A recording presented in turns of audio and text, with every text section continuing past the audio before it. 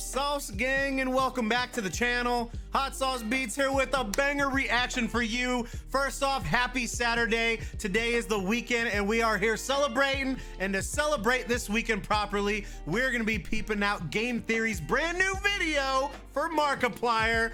Please smash my Pokemon, Markiplier's Smasher Pass. Now, I'm just throwing this out here, fam. We might be peeping out Markiplier's Smasher Pass here very soon, and I'm beyond hyped for this because it looks like Game Theory is making his own Pokemon for Markiplier to smash or pass. So we are gonna be peeping this out right now, but before we do, make sure you show Markiplier some love by subscribing to his channel.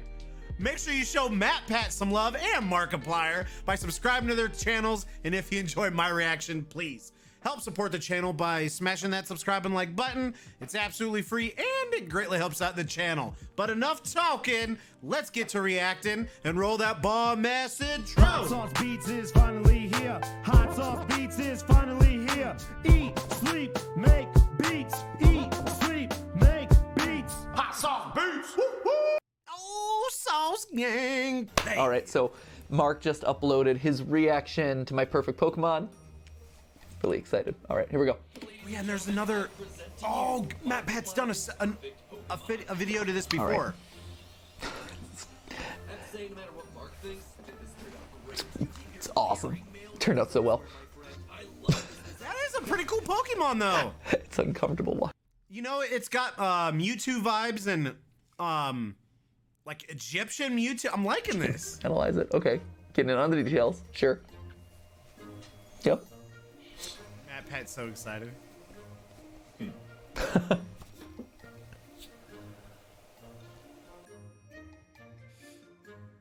Pass.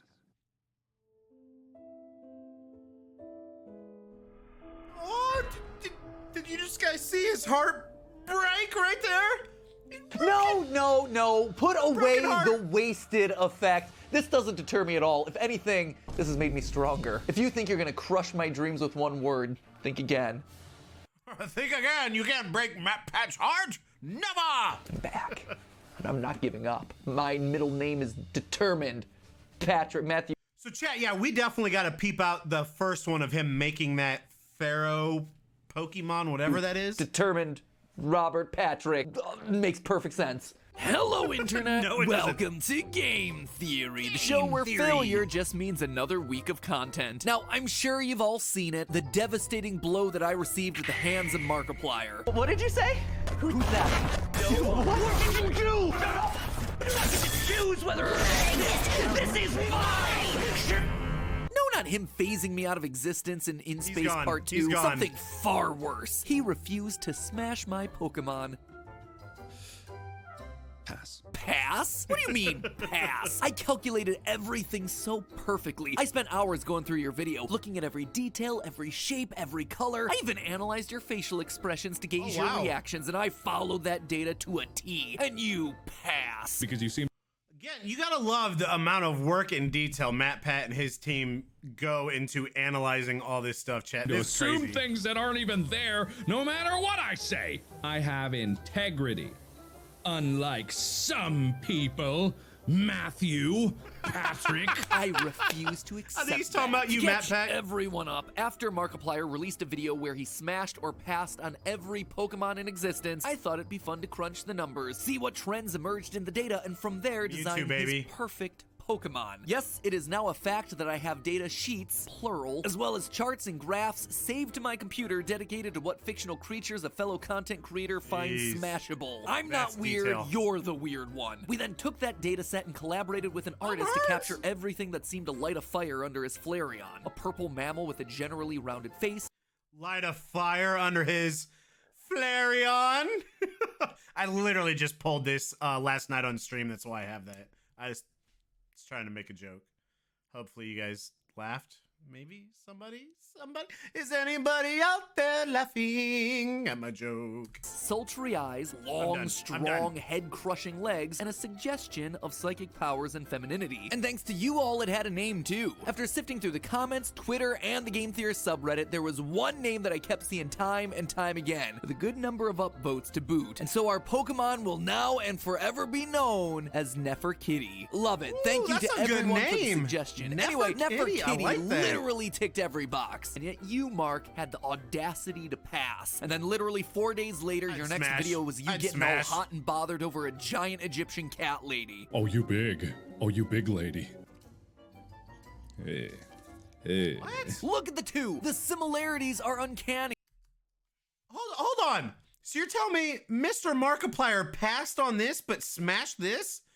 This is like the grandma version of this. You know, I mean, maybe the colors are kind of cool. I do like the colors, actually. I like the teal. But this one's, whoever designed that, they did an amazing job. They should probably design Pokemon in real life. But no, Auntie Nyan Nyan got the smash and we got passed. Well, I call foul. Or feline, I guess, since they're cats. Too. Seriously, Matt, thank you so much.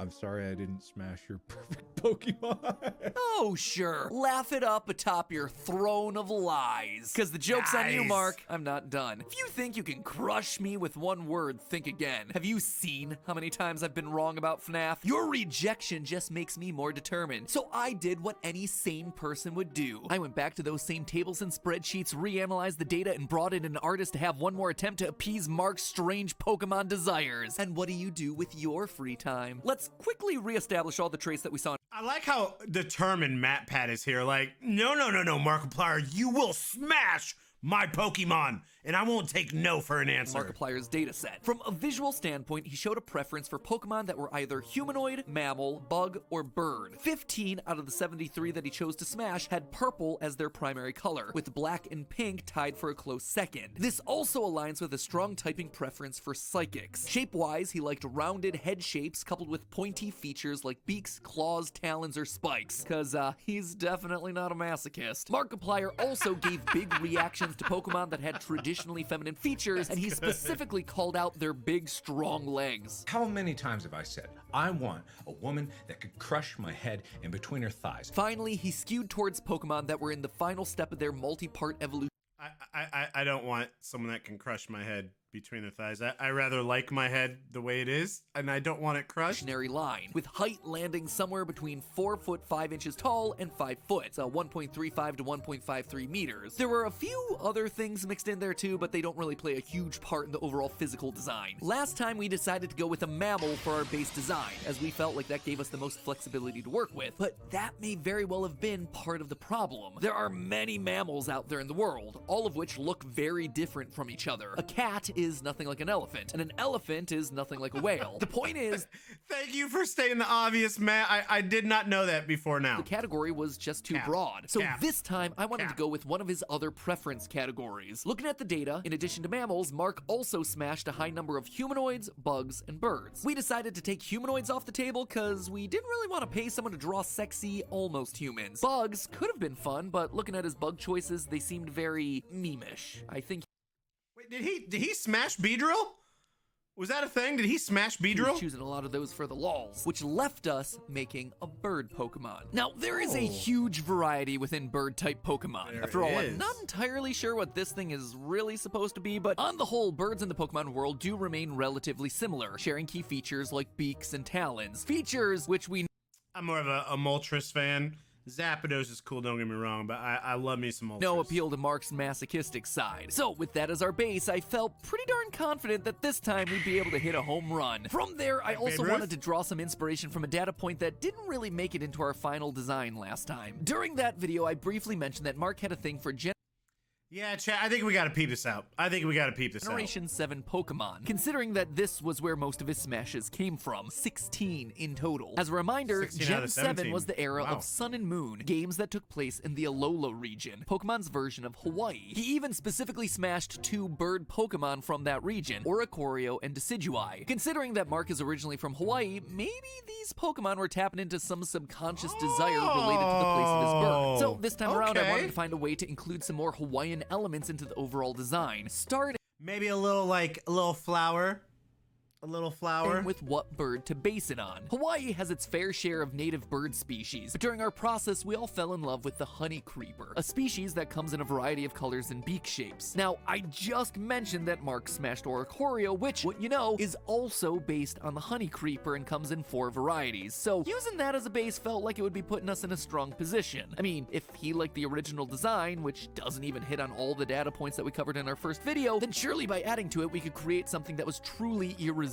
But I didn't just want to leave the Hawaii theme there. As much as I love Mark, I'm not convinced that he's read up on his Hawaiian fauna, so I needed to do more if I wanted to truly sell it. And then it hit me. When you think of Hawaii, what are some of the first things that come to your mind? For me, it's flowers. Specifically, the hibiscus flower. If you've ever been to Hawaii, you'll know that one of the biggest traditions is to offer guests a lei made of flowers, often hibiscus when they arrive. This is because the hibiscus is a symbol of friendship and hospitality. So by giving our bird Pokemon plumage in the style of a lei, I was hoping to tap into Mark's subconscious. This Pokemon not only representing his birthplace, but also welcoming him back home, giving him a sense of comfort and so he just needs to make a Pokemon with a hibiscus right in the ear.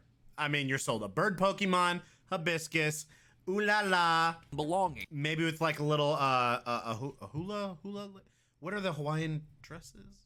You know what I'm trying to say. I don't know what it's Even called. from a non-subconscious perspective, Mark did smash a number of Pokemon that visually used plants or flowers. The obvious one being Florges. He did have quite the reaction to it after all.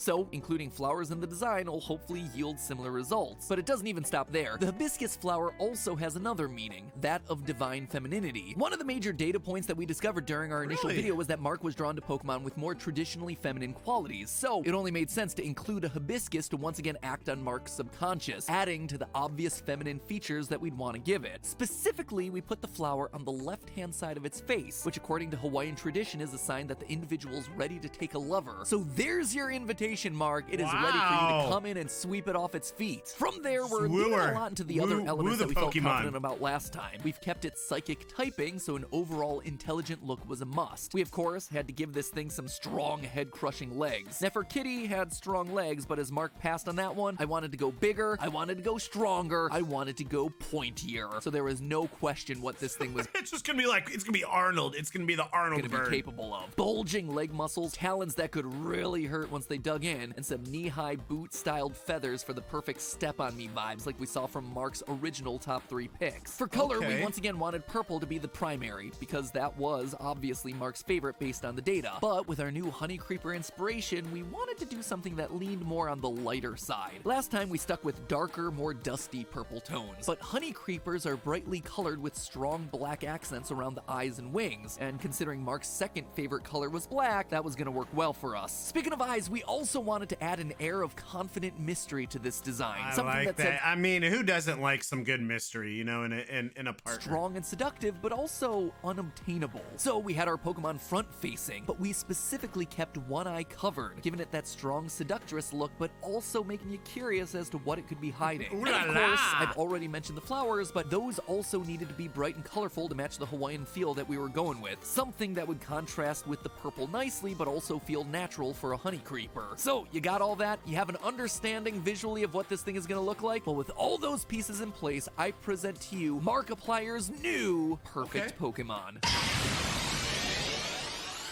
It's beautiful. Mark, if you are not into this one, then I know you must be trolling me at this point. Look at it! The power, the mystique. Why is it hiding its eye behind those beautiful feathers? I do like the one hidden eye with the flowers and the beautiful. I think Markiplier's gonna like this. What psychic power does this thing truly hold? Joking aside, I think more than anything, this taught me, and hopefully taught you too, how many small details go into a design like this. Everything from the animal inspiration, the overall shape, color, length of features, expression, shading, all of it trying to tell a complete story of who this creature is in one still picture. And now, go and repeat this 150 more times and you've got yourself a generation of Pokemon. It's no wonder they make some of these things vanilla ice cream cones. They are just exhausted by this process. Right? This took us a couple weeks of back and forth with our artist. Just to give you an idea, here's a few of the dozens of samples and iterations that we tried before settling. Those are all good though. Seriously, all of those are good. Oh, fam. I actually like this probably the best. I think that's pretty baller.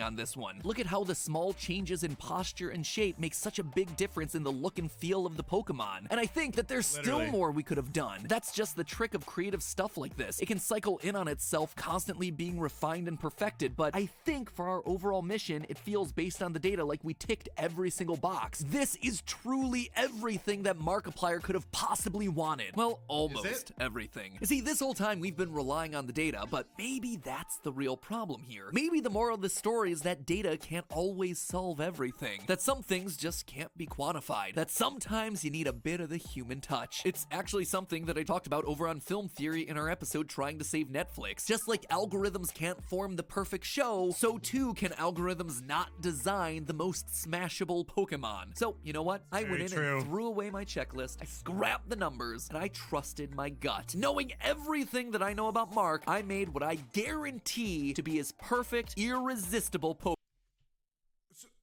So wait, did he do another Pokemon? Just try to pass on this one. I mean, he is a self-proclaimed raging narcissist after all. I was so wrapped up in my own self-image, my narcissism oozing out of every pore of my body. So what could possibly be a better fit? So there you have it, my second and third attempts to crack the code. Once again, I'm looking to your suggestions for names. One for this bird and another for this unholy creation. So give your suggestions down in the comments below. And don't worry, this is going to be my final attempt. At the end of the day, I'm just a boy standing in front of another boy asking him to smash my Pokemon. But you know what? If it doesn't work out this time, I guess there are always other Magikarp in the sea. But hey, before you go, I wanted to ask you another quick question. What do our two new Pokemon have in common besides being smashable? They both sport beautiful, flowing heads of hair. I mean, just look at those gorgeous locks on our bird. And Mark, well, he's been sporting those luscious locks for years now. It would be a shame if either of them were to lose it one day. Fortunately, thanks to today's sponsor, Keeps, they don't have to worry. Keep the hair, fam. Losing your hair is no joke. In fact, 2 out of 3 guys will experience some form of male pattern baldness by the time they're 35. And well, some people is already the worst, right? But talking to people about something sensitive like hair loss, that's even this is all about hair, huh? Usual pharmacy treatments. This and that's a game theory. Smash my Pokemon. Hey, artists, seriously, good job, you guys. Woo! I really like that first one. All right, let me bring you in, fam. Let me bring you in. So, me personally, I think the first Pokemon that they made is more smashable than this one. Don't get me wrong, the bird's pretty. But, you know, I don't know, the first one's kind of got this, like, power aspect, you know, like an Egyptian god. And when I was a kid, or even still to this day, I'm a massive fan of, like, Egyptian lore, stuff like that, Greek mythology, just that stuff, it just really, and mummies, like, it's always intrigued me. I think it's awesome. So I love this first Pokemon. And it looks like something that already is a Pokemon. So let me know, what do you guys like better? The first Pokemon, which we definitely got to peep that out. Matt Pat's first game theory on Smash or Pass for Markiplier. And then let me know, what do you guys think? You think Mark is gonna smash or pass? And you guys, smash or pass? Let me know. But I had an absolute blast reacting to this. Hiccup. I hope you enjoyed this video. Make sure you show Game Theory and Markiplier some love by subscribing to the channels. And if you enjoyed my reaction, please help support the channel by smashing that subscribe and like button. It's absolutely free and it greatly helps out the channel. Enjoy the rest of your day. And remember, it's eat, sleep, and make beats, and as usual, be kind to one another. And that's all I got. Boom, I'm out. Got nothing but love for the Sauce Gang. Peace. Love you guys. Woo-woo.